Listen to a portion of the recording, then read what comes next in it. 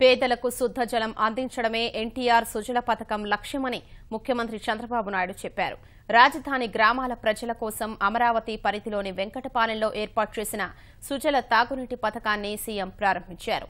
ఈ పథకం కింద ₹2కే 20 లీటర్ల తాగునీరు సరఫరా చేస్తారు. ప్లాంట్ల ఏర్పాటులో భాగస్వాములైన అధికారుల్ని చంద్రబాబు సత్కరించారు.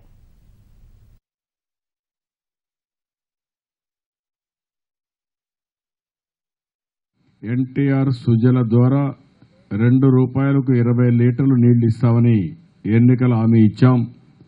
దానికి కూడా ఒక టెక్నాలజీ అవసరం. ఈరోజు ఆ టెక్నాలజీ కూడా ఎన్టీఆర్ ట్రస్ట్ ప్రొవైడ్ చేశారు. దీనికి వారిని మనస్ఫూర్తిగా అభినందిస్తున్నా, ధన్యవాదాలు తెలియజేసుకుంటున్నానని చెప్పి కూడా నేను మీకు తెలియజేస్తున్నాను.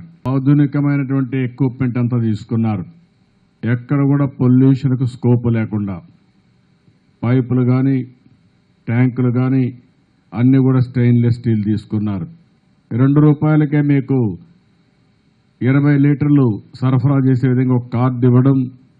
ఒకవేళ మీరు కట్టిన డబ్బులు అయిపోతే మళ్లీ తీసుకోవాలంటే ఆన్లైన్లో ఒక యాప్ పెట్టి మీరే డౌన్లోడ్ చేసుకునే అవకాశం ఇవ్వడం.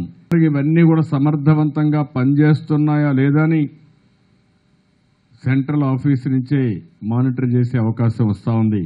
మామూలుగా సిఆర్డీఏ నీళ్లు ఇవ్వాల్సింది ప్రైవేట్ దాతలు డబ్బులు ఇచ్చారు.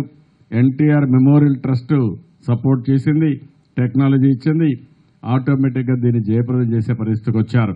ఈరోజు చూస్తే కొన్ని వేల మందికి ఈరోజు ఎక్కువ మందికి క్యాన్సర్ వస్తూ ఉంది.